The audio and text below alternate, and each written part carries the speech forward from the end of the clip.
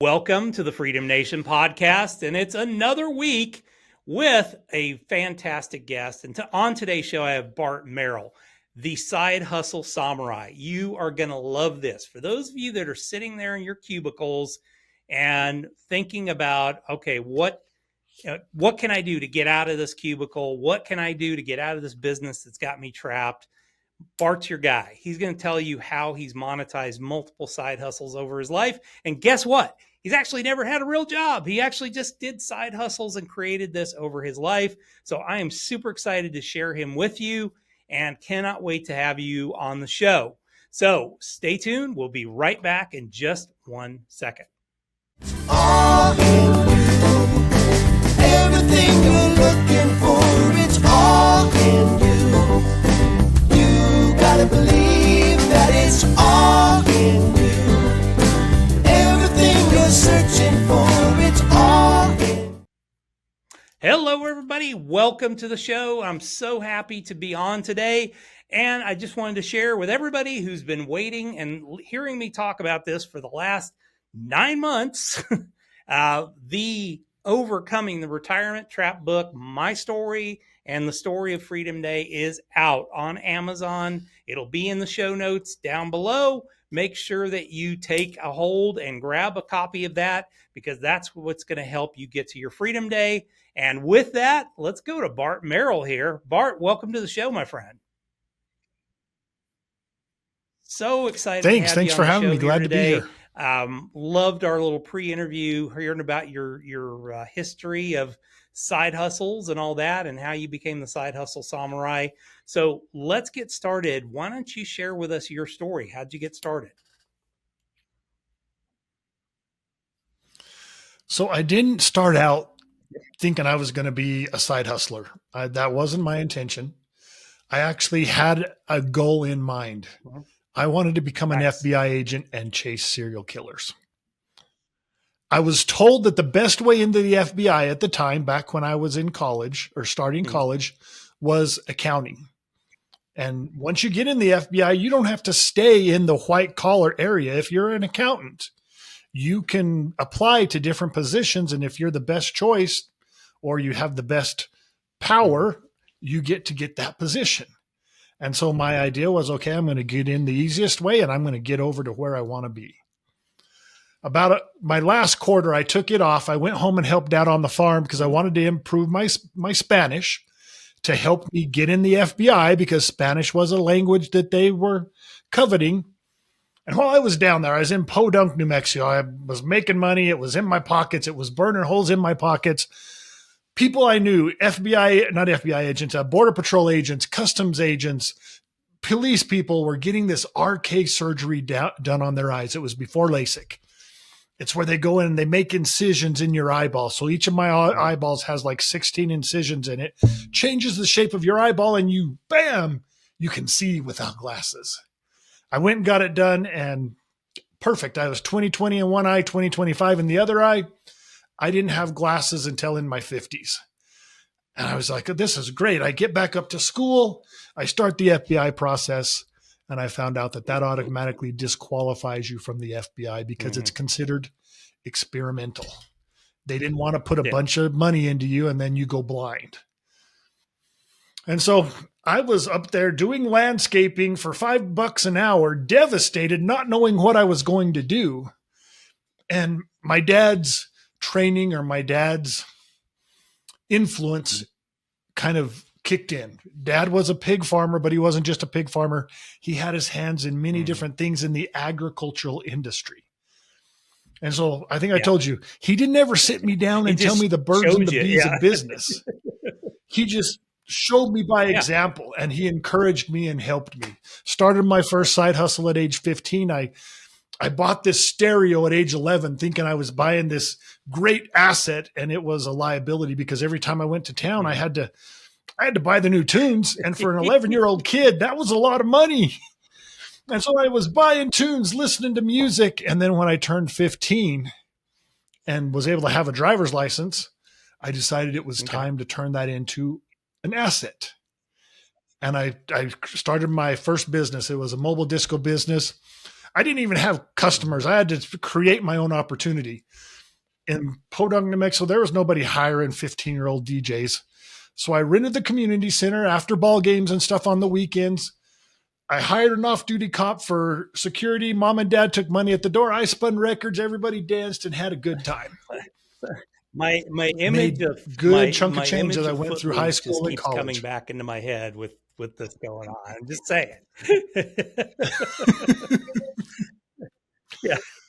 Well, it was probably pretty close, but we had a good time, Yeah. and it was a good money making opportunity. Started with a cheap. Sure. My first stereo cost me $285. It was a Sanyo all-in-one system.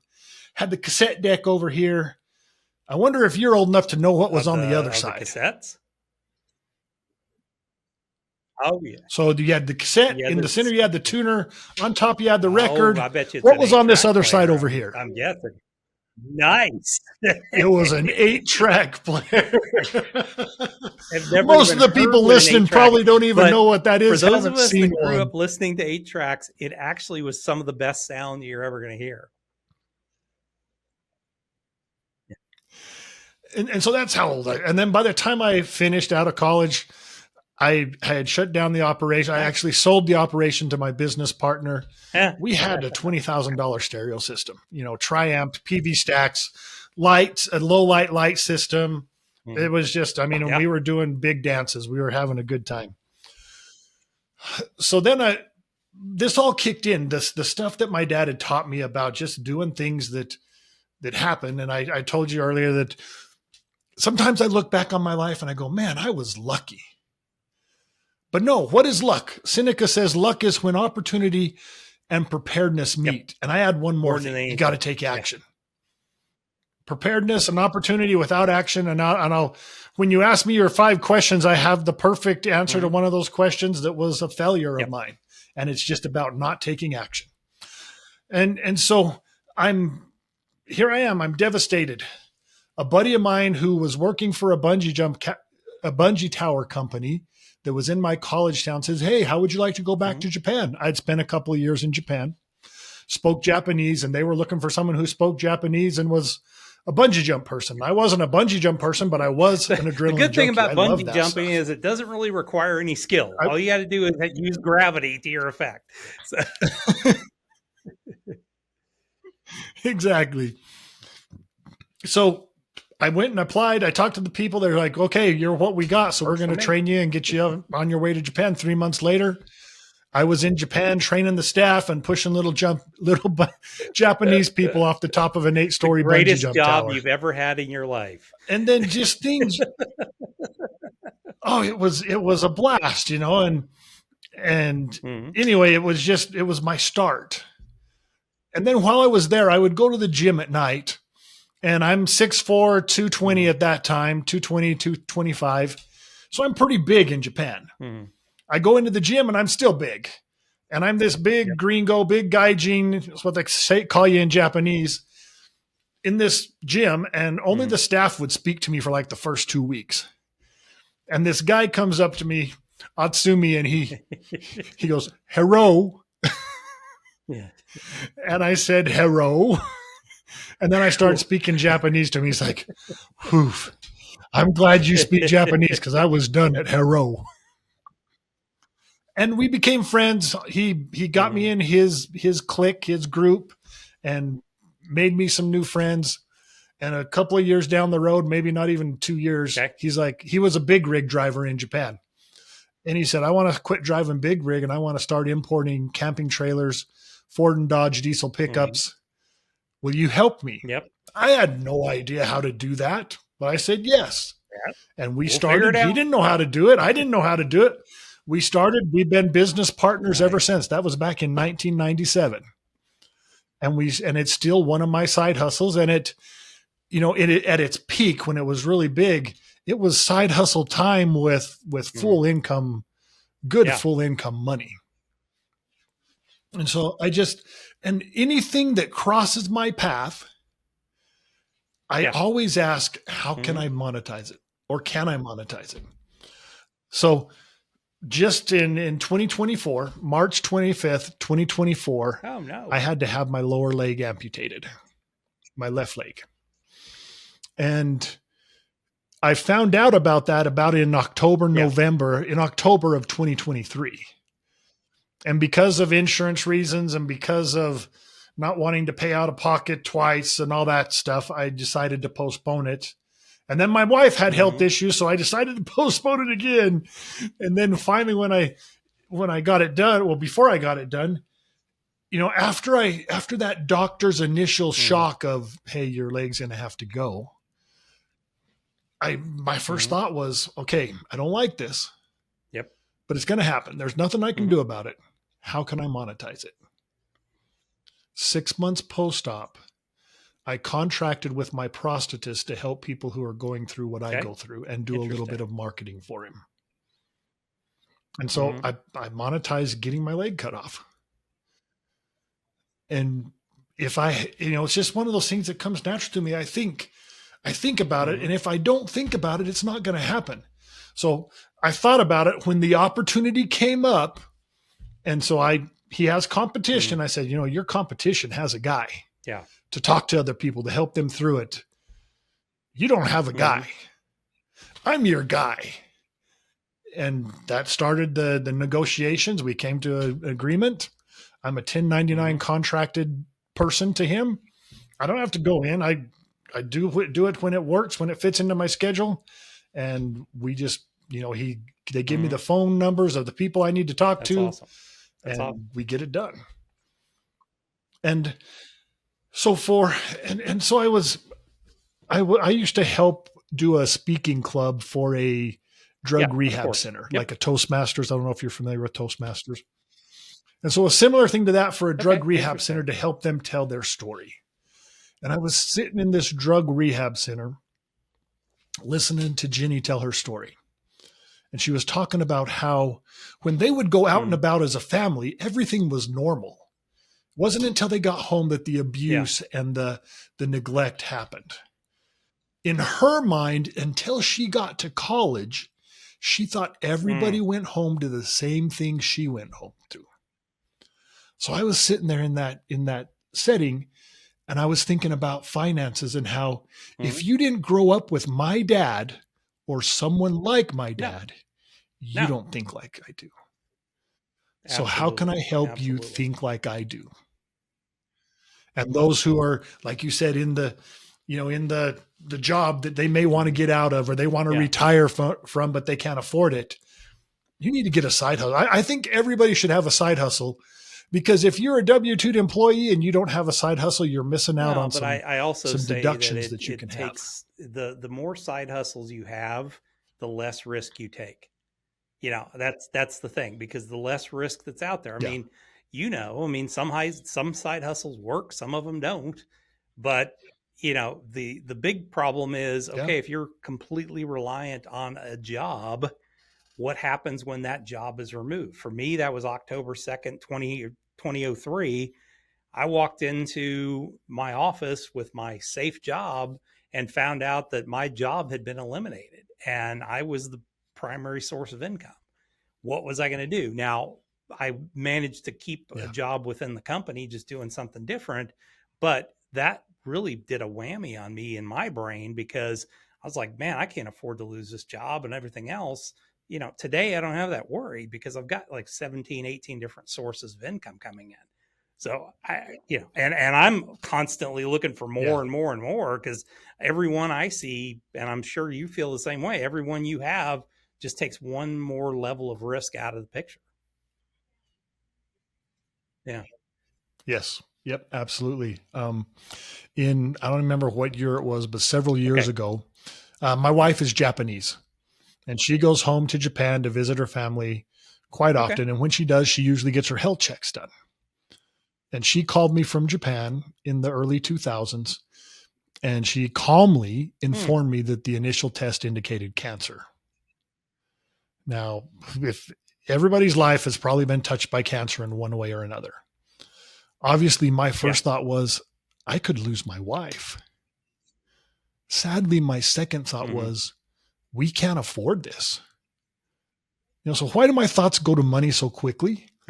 Everybody says money isn't everything. Yeah. Or is it? when you don't have any or you don't have enough. I'm afraid that I don't have enough to drop everything and be by her side as she has to go through whatever it is she's going to have to go through. I'm afraid that I don't have enough money to afford everything at the disposal of the medical industry to take care of her. And so I'm afraid about this. Now, luckily, after 8 sleepless nights, the biopsy came back negative and she just had to have a tumor removed before it turned cancerous. And so we were lucky. I got a wake-up call. When I lost my leg, I had similar fears. But the pressure was so relieved because I have, like you said, multiple streams of income feeding it. The pressure, I mean, my main source of income at the time was dog training. And it's a little hard to train a dog on one leg. And I had no idea. I've never been through an amputation. I don't know how long I'm going to be off my feet. I mean, my foot. Yeah. Well, that was a joke. Yeah. Well, I joke it's about not it. Off your feet, it's on your feet. But I mean, other than that, yeah.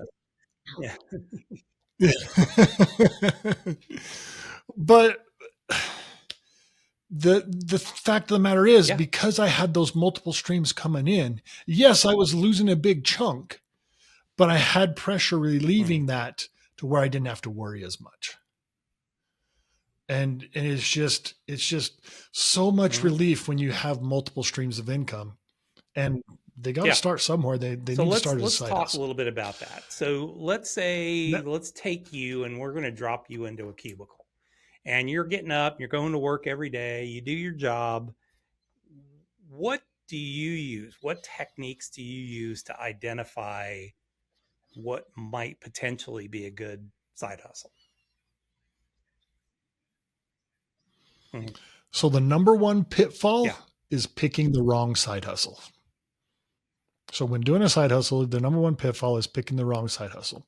So how do we pick the right one?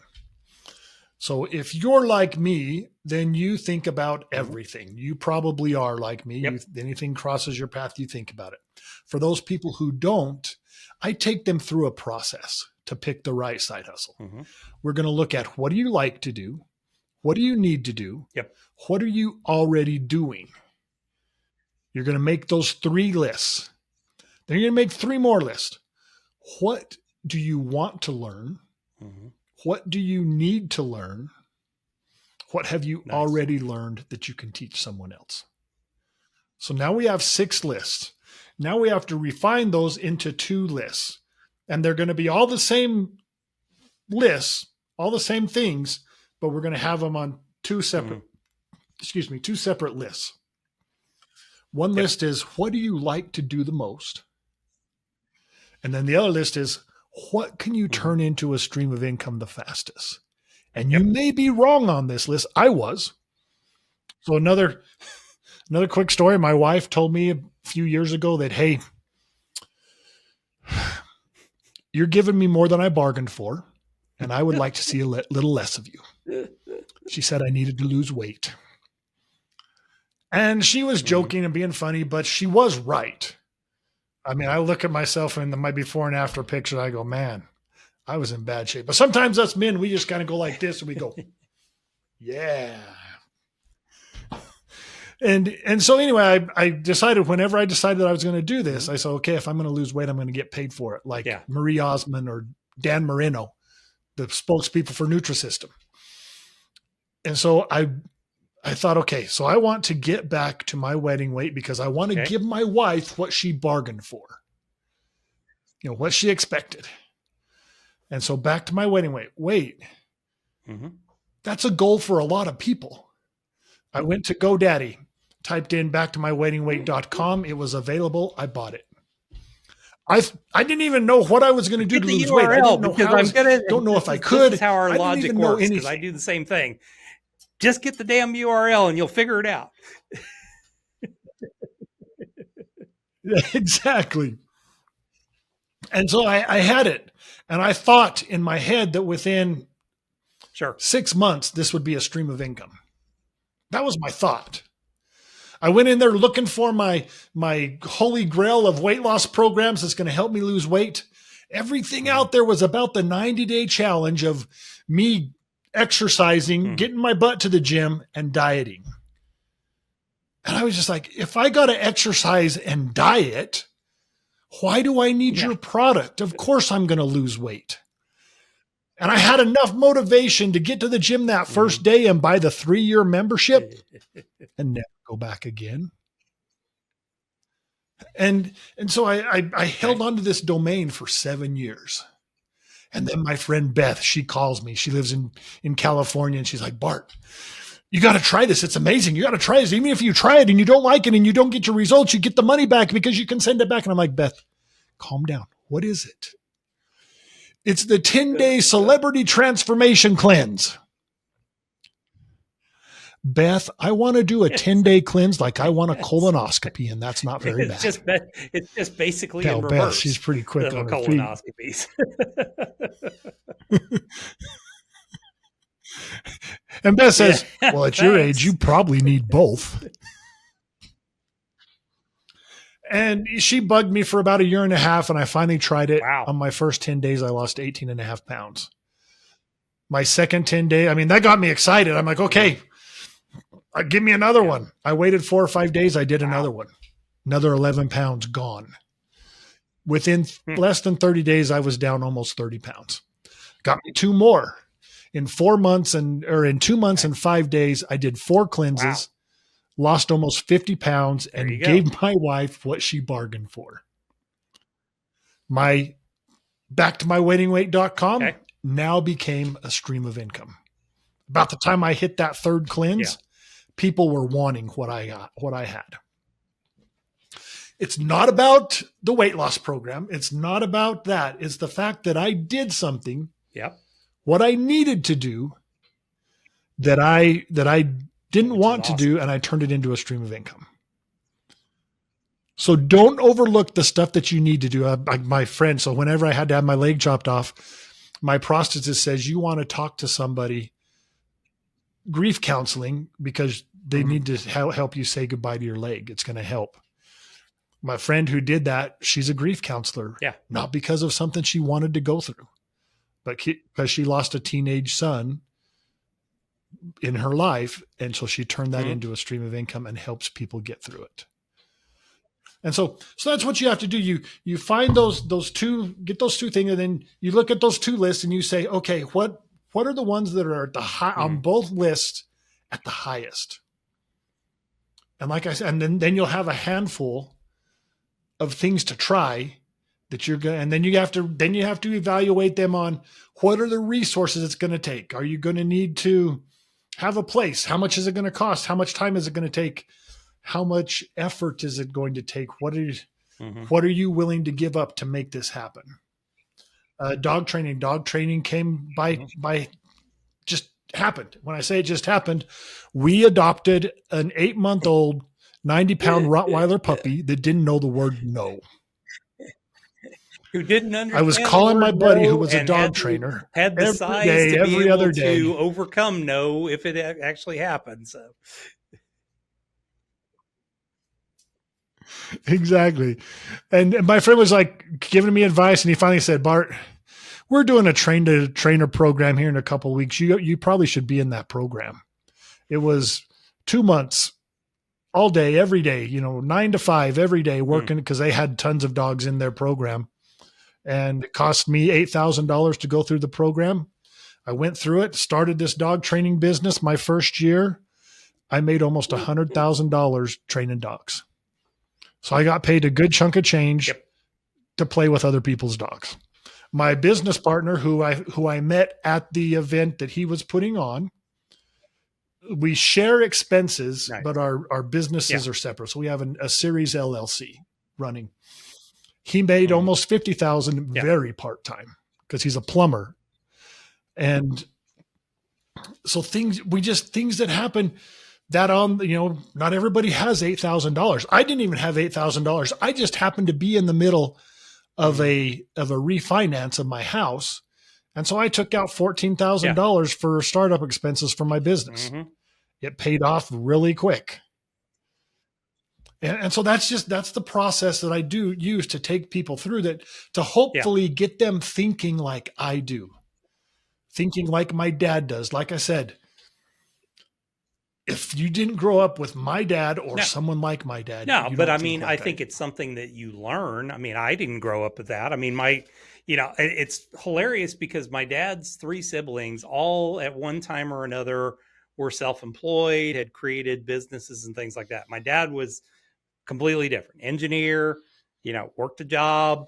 He probably the most successful of the whole group besides my uncle, because he did just work a job and kept doing that over time. Never was interested in starting a business. I wasn't really around my dad's siblings, Yeah. so I didn't really have anybody like that. And I mean, it was 15 years into my working career before I became an entrepreneur. I realize now that I was an entrepreneur. I was inside other people's businesses, and I was always the one that wasn't scared to lift my hand and go, well, this is really stupid. And I had really good people that I worked for who said, well, yeah, okay, it's really stupid, you go fix it now. And they gave me the rope to hang myself, or the platform to make it successful. But I mean, I didn't really have anybody Right. like that. So I didn't have a your dad. It took me almost 20 years before I really had a successful Yeah. business. But I think this can be learned. Um, yeah, yeah, Yeah. And that's why I do what I do. nice. I wrote a book, Monetize Your Mindset, and it's on Amazon. You can get it on Amazon, but it's not a Okay, how to, it's not a what to yeah, do book. It's a how to think book. And it goes over the things that you know, we have examples. I mean, a lot of people they just need a, a, yeah. ideas. They need something to memory jogger to get those ideas flowing. And so they just like, oh, Yeah. wow, you mean someone made Well, I money mean, doing I that? go back to, You know, you know, a speaker friend of mine, did a hobby of bees for a long time before he turned it into yeah, $20,000-$30,000 a year with his kids. So they just don't think and another speaker buddy of mine, he's a okay. positivity psychologist. And he says, my job is to tell people stuff that they already know. There you go. I just have to And point I out get the paid for obvious for them. And I'm not a psychologist, but I think I do the same thing. I just point out I take them. So it. I'm not trying to steer you in any direction. I'm not Yeah, trying to steer you into my network marketing company. I'm not trying to yeah, steer you into something I'm promoting. All I'm trying to do is take your life experiences and have you capitalize on the things sure. that you already know and do. Because if you have a job and your time's limited, isn't Yeah. it better to make money on Yeah, stuff that and you're and already most doing? likely you have a job that you I don't mean, really enjoy. Why not go make money doing something that you really truly love and enjoy on top of that? And I think that's the biggest thing for me. It was always yeah, looking at, okay, initially when I first kind of launched out and I was like, okay, I need to make some money. I was looking at, okay, where could I make money, and not what is it that I really truly love. And, I got to a point where I was just absolutely burnt out from making money and really not feeling fulfilled. I mean, the difference for me was when I sold my business, then that gave me the capital to be able to then start to look at, well, what is it that I truly love doing? And I've been on this mission since to yeah, find things that, like, okay, how can I make money doing it, but it's got to be something that I truly love and enjoy before I'm even going to get involved in it. And it sounds like you've done a lot of that throughout your life. yeah. And you told me, we talked a Yep. second about the Henry David Thoreau quote that I have on my LinkedIn profile. Because of what I've always done, I Hmm. found that quote hard to believe, because I've always enjoyed what I'm doing. Like, how can people be Hmm. living lives of quiet desperation? What's that all about? I was shocked to find out how true that is. I mean, even now, after years of doing this, it's still hard for me to think that really people are still Well, living that way. the thing I Why? love about that quote is that's the quote that everybody reads, but they don't read the second part of it, and I think it's probably the most true portion of it. What is seen as reservation, or what is seen as reservation, is actually confirmed desperation. So I'm giving, yeah, what is seen as I'm just giving up is just, you're just desperate. You're trying to find that thing and you're just not going after it. Yeah. Yep. The money. Well, and You got to yeah, I have think what money, he was saying is and you're you've got to desperate for the take money. action.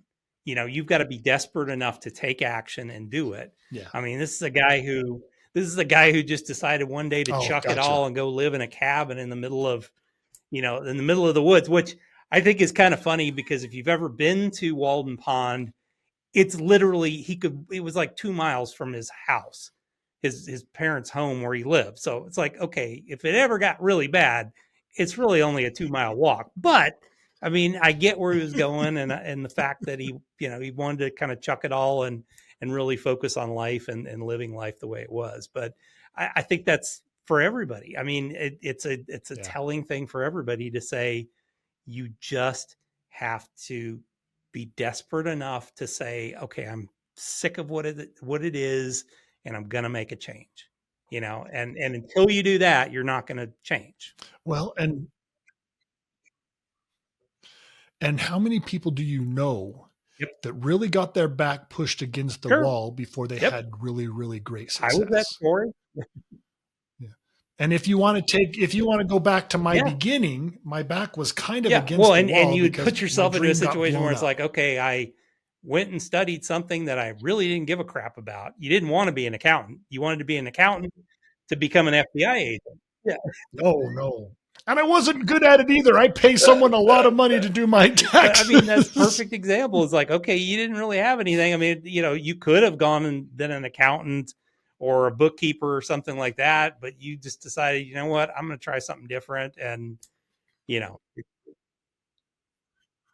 Well, and to be honest, I did apply to a couple of jobs where I got okay. interviews where I thought I had the job, but it Yep. didn't happen. God was watching Nah. out for me, was watching over me and said, "No, this isn't what you want to do." And I just, You yeah, want to, it's you just want one to of live those a things life of where, quiet desperation, yeah, become an I get it. accountant. All right. Well, Bart, let's transition here to the fast five questions. Well, before that, is there anything new in your world that you want to share with the audience? So Yeah. we talked about a memory jogger, Mhm. and I think I sent over this to you. I have I put it together. It's 25 successful side Nice. hustle ideas for Perfect. 2025. It's free to your listeners. Just go to offer1.bartmerrill.com/25 Yes. for 25. And I'm sure you'll put that in the notes. That is, I'm doing, I do events on Facebook. I just Mhm. started the Side Hustle Samurai YouTube channel. And so it's Bart Merrill, the Side Hustle Samurai. That's places that you can connect, and I can help That's and awesome. do. I mean, I'm an open book. I don't Here's hide what it is. I anything. I mean, just I like that you don't have an tell you how agenda it is about, and oh, tell you, well, here's this one great offer. Or if you just join me in my, pyramid yeah, scheme, I can get you involved. It's, yeah. All right. Let's just figure out what works for you. And you may, yeah. with the knowledge of it, you may actually come up with something that none of us has ever thought about. And And yep, that's what that 25 for 25 does. It just tells you things that are out there, and you're like, really? People are yep, making money at that. Well, maybe I could do this. It's not necessarily for you to, your life experiences are going to be yep. different than the people that probably use that list.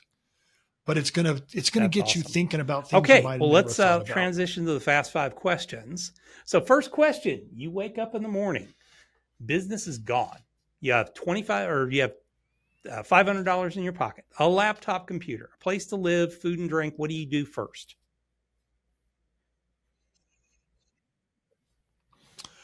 What do I do first? So when you told me about that question, my first thought was, Yeah. I I wouldn't have put wouldn't be in myself that in that position, but because I we have just multiple did it to streams of you. income. And I would open my mind to the opportunities that are all around me. So even in death, my dad taught me a great lesson. Mhm. You've Yeah. heard the story of Acres of Diamonds, Mhm. where Ali Afed sells his farm, and the person he sold it to found diamonds in his backyard. We have a similar story. Instead of Acres of Diamonds, it's called, you can imagine, Acres of Pig Poop. So at any one time on our farm, we had about 19,000 pigs. I can imagine. There were more Well, pigs than people in my town. You come from because South of New us. Mexico. There's like And I told you, 15 Dad, he people in wasn't the just entire area. So yeah. So like I said, Dad wasn't just a pig farmer. He had multiple things that he was doing. When he got to his mid 60s, he decided it was time to shut down the pig operation and go in search of his next big Acres of Diamonds. He died at age 81, never found that next big thing. About 2.5 years after his passing, we sold the pig farm for $235,000. It was a fair price for the property at the time. The new owner of the farm, about 6 months later, was leveling the man-made ponds that we would put the settling ponds. We had 3 of them. We called them the lagoons.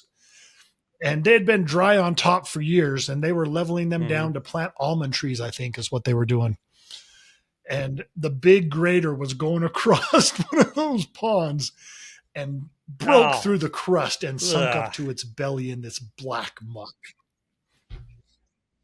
They called in experts to analyze the stuff, and right there on the spot, they offered the new owners of our farm $2,000 a ton for the stuff. The farm that we sold for $235,000 is now worth over $1 million. So what about your listeners? Your acres of pig Where are manure? they? Are they overlooking their? Are they overlooking their acres of diamonds like Ali Hafed and my dad? I mean, it could be right in your own backyard, right there within your grass, right there under your nose. And like you said, it could even look like a pile of pig poop. Speaking of under your nose. So my dad taught me to be aware. So what that means is Dad taught me to be aware. So I would be aware of the opportunities that are around me, and what can I do for $500? And then I would take myself through that process that I showed you. What do you like to do? What do you need to do? What are you already doing? What do you want to do? In my case, I speak fluent Japanese or fairly fluent, and I have a wife who is fluent in Japanese. Yeah. We could start up an English. We could start up a Japanese conversation class just like that if we wanted to, and make money. And so, I mean, just be aware of the opportunities that are right there. In your case, so that you could start not only now. Speak the language, but you also understand. And I mean, there's apps that can do all that, but you understand the culture of Japan. You could train businessmen who have to go over to Japan, or business people who go over to Japan in the cultural aspects of that, much more than just teaching them the language at that point. Yeah. Right. Yeah. It's just a matter of being aware of the opportunities. I would take myself down that process that I talked about. And find the top 5. And I would start, okay, which one do I want to try first? Which one's going to get me there the quickest? Like I said, I could be wrong because I was about the weight loss. You weren't wrong about and then the the weight Japan loss. thing, I thought, okay, I'm going to do this. It's never about going the to weight happen. loss. Well, I was wrong about the timing. Whereas Japan, I thought it would take me a lot longer, and within 3 months, I was in Japan. And still continued to, absolutely. That's fantastic. So there's your answer there. I hope that helped. Business mistake you've ever made? So when I first took the bungee tower to Japan, this is 1994. I got there, and there were these big nets huge nets. I'm like, what's that? It was a driving range, Yep. like Top Golf. Mhm. Before Top Golf was even thought about. And you go in there, and it was amazing. The ball would come up out of the ground automatically on the tee.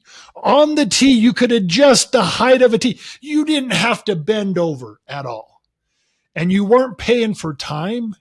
Okay. You were paying for swings, for hits. Mhm. And so if you don't have to bend over, I mean, you are, and you buy this little card with like 100 Nice. hits or 200 or 500 or 1,000, and you put it in this little machine and you go bam, bam, bam, bam, bam. And all of a sudden you're out of balls and you're like, what? Mhm. That was $100. Yep. Well, I guess I got to go buy some more.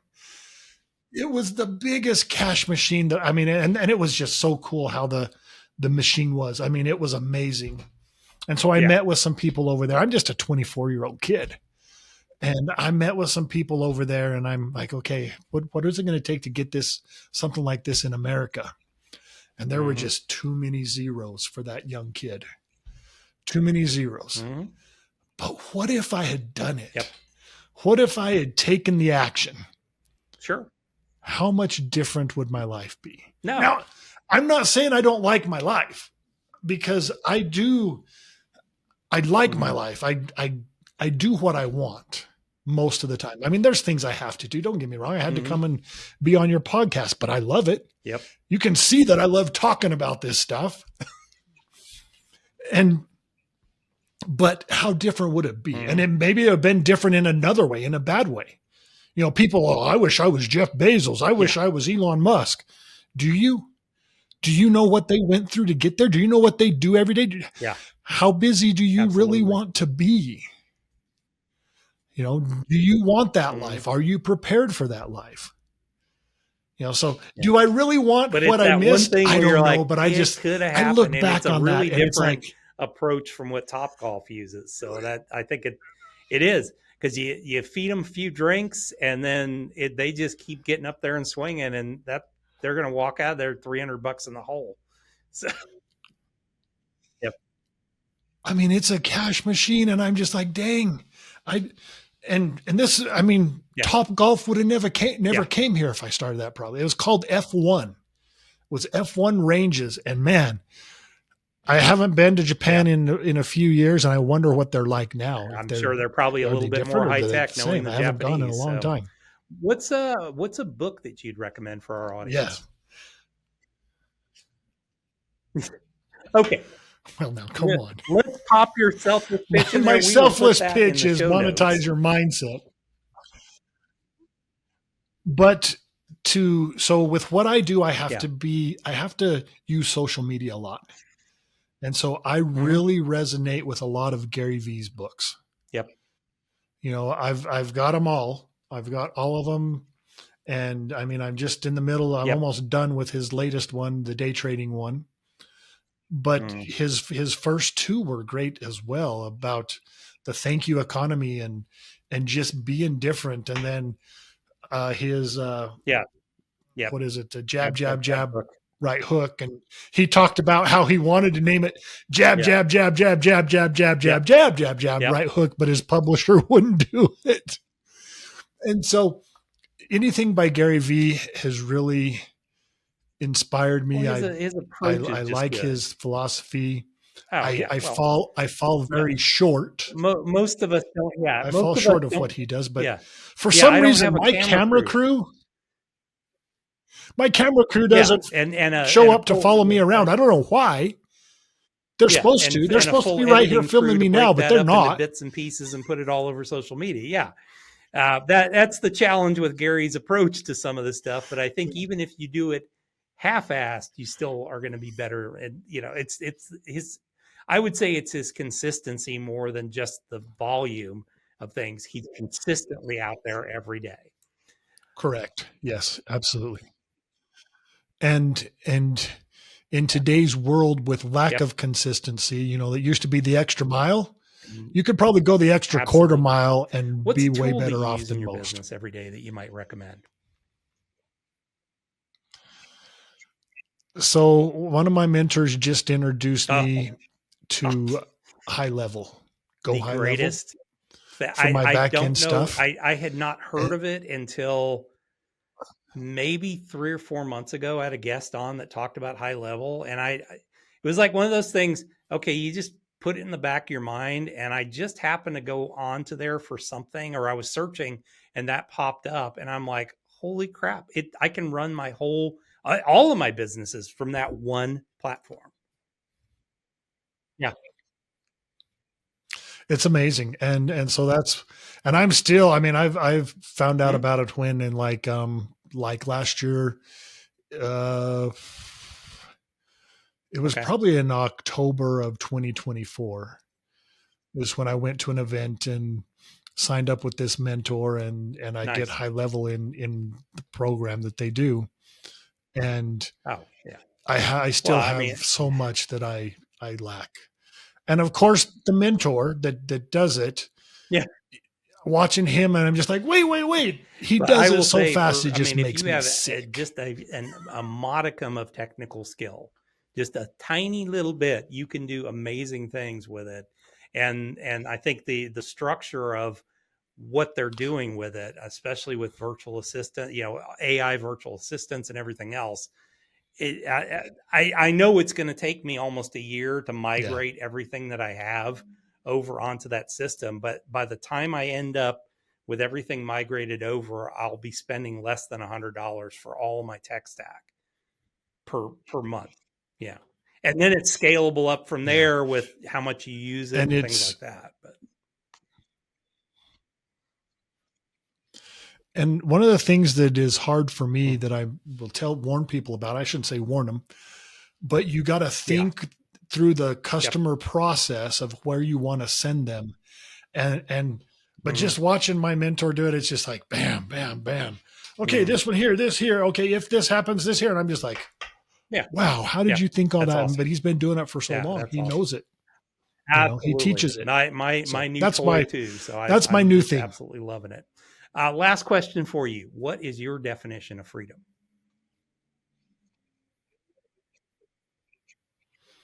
Mhm. Being able to do what you want to do when you want to do it.